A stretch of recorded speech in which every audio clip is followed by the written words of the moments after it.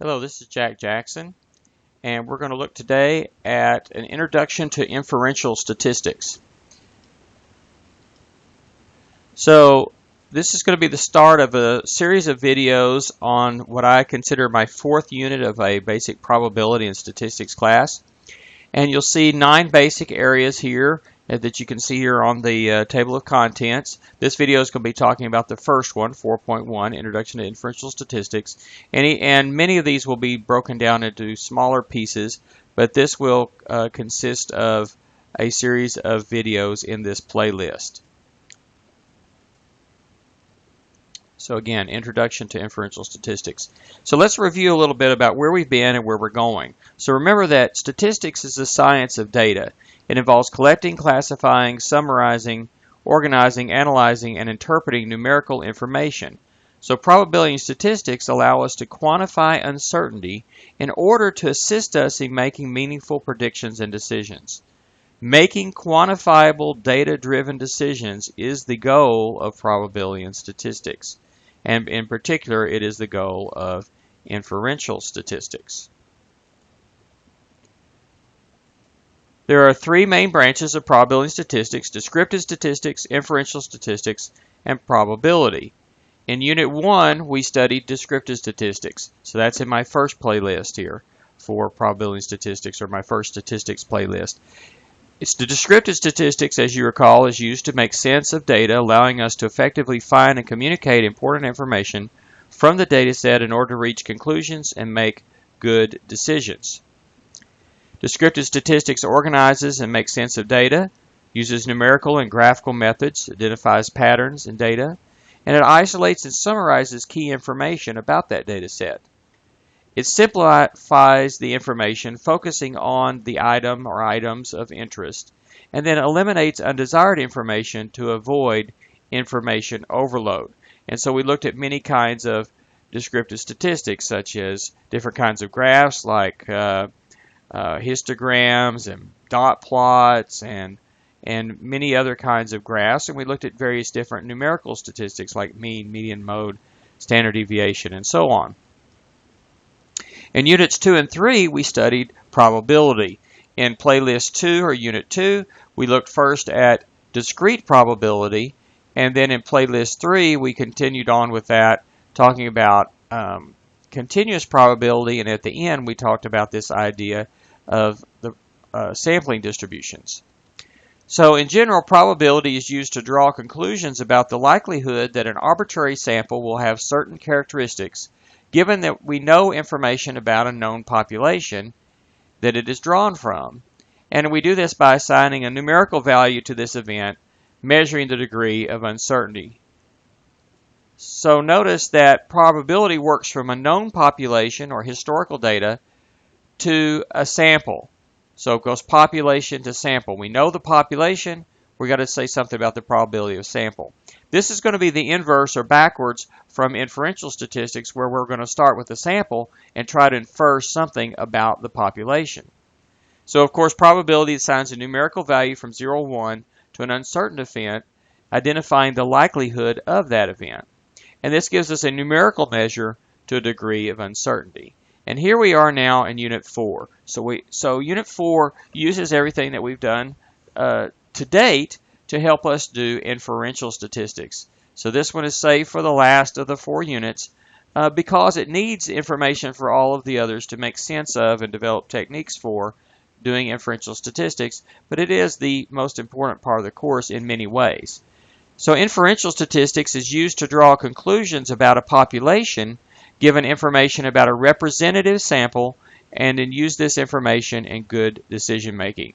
Notice that it is important to have a representative sample, and then we can use that to draw some information about the population. So the basic idea in inferential statistics is we want to know some information about the population.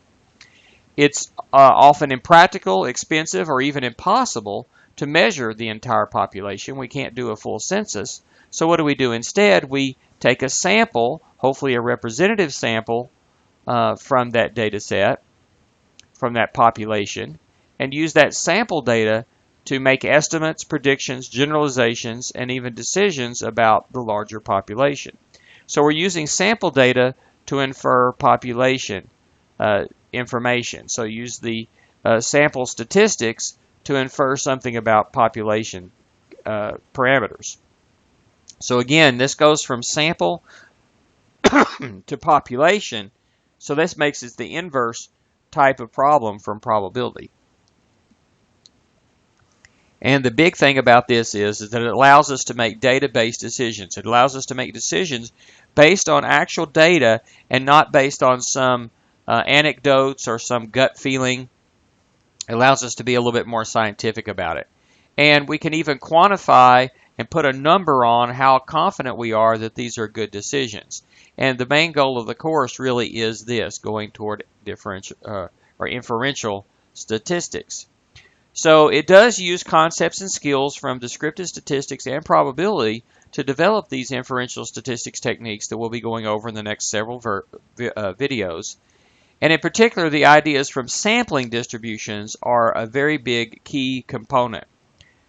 So we've been moving forward toward inferential statistics throughout the entire course. So you can think of that as a path leading up to a doorway, and we're right on the threshold, right up to the door when we've done right into the door leading to inferential statistics when we've done sampling distributions.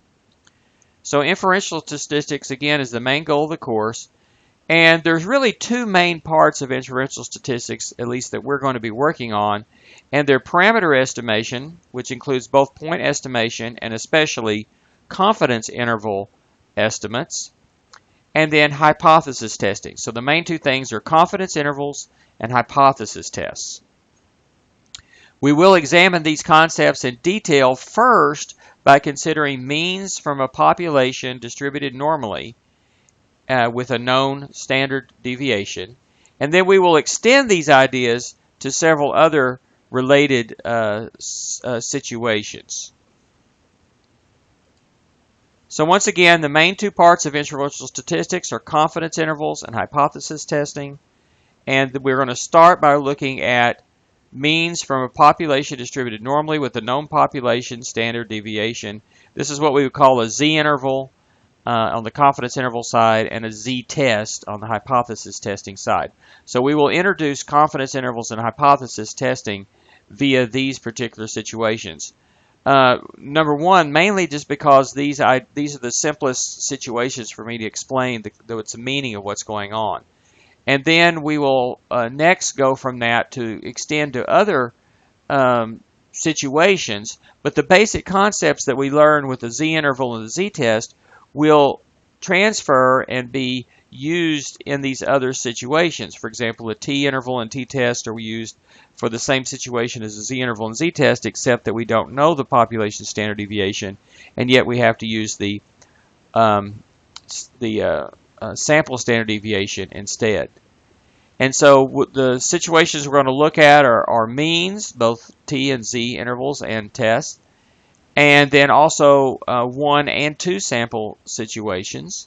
And then we're also going to look at testing standard deviations or variances and finding confidence intervals for them, and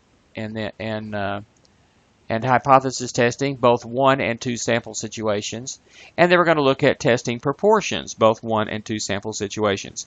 These are definitely not the only kinds of inferential statistics that we could do, but this does cover several of the main kinds that are often covered in the first and sometimes second course in inferential or in statistics. So on our next video, we'll be talking about point estimators and using that as to set up looking at our first examples of inferential statistics.